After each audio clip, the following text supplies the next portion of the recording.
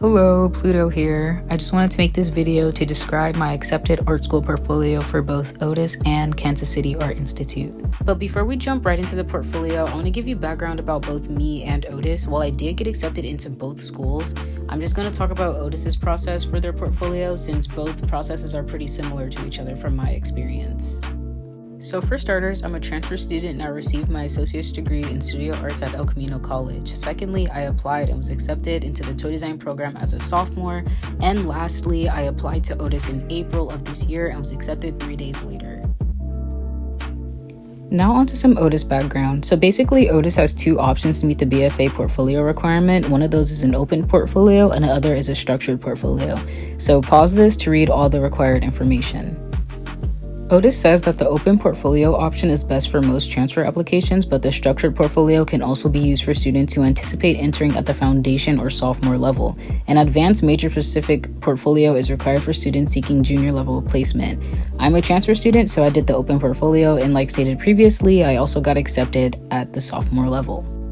For my portfolio, I put my personal works that I'm proud of first, and then school projects that showcased my understanding of the fundamentals. And I can only stress this so much, only put your best work forward. You have to sell yourself to these people. Don't put work that you aren't proud of, only put the best of the best. Alright, enough of the boring stuff, it's now time to get into the artwork. I would like to add that I will be showing the artwork in the order that I submitted it in my portfolio and the written descriptions for each. So the first drawing is a digital drawing and it's titled Cyber Africa. This is just a conceptual design for a story that I made. I thought it'd be important to include this first because it shows that I'm good with concept design and storytelling, which is very important for toy design and art in general. The second drawing we have here is cover art from my webcomic Vibe Right Now Radio. I thought it'd be good to include because it showcases my use of color and because it talks about a continuous project that I work on. When making submissions for your portfolio, it's good to include interesting projects and collaborations, and if you've worked with brands before, because this will get your name looked at and possibly put at the top of a list. The third drawing that we have is a commission piece that I did, and I made sure to include it because it showcases great use of detail and line work. This is also digital. The fourth piece is part of a series along with the third piece, and I wrote the same written description for it. I included it because of, like I said, great use of detail and line. And this is the entire composition as a whole. I also included this in my portfolio as another submission, and the written description is exactly the same. This piece is a poster that I designed for my art show that was funded by Converse, and I made sure to include that in the written description. Like I mentioned earlier, if you have any projects, collaborations, commissions that you've done with any organizations or brands, whether that be your school or for a very popular brand, like in my case Converse, be sure to include that because that makes your portfolio look so much better and more interesting. This piece is character designs and comic panels for my comic Vibe Right Now Radio. Like I mentioned before, I wanted to include this because it showcased that I've been continuously working on a very interesting project. I also wanted to show my skill in storytelling and character design since that's very important for the program that I was applying for.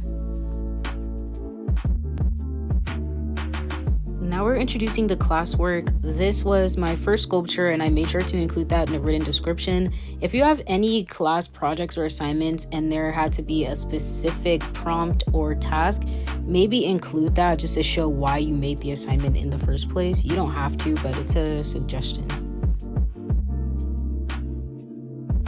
So this is the back of the sculpture, and if you do have any sculpture works, you can just have a collage where you show the front and the back, but I did it as two separate submissions because I wanted full images of both.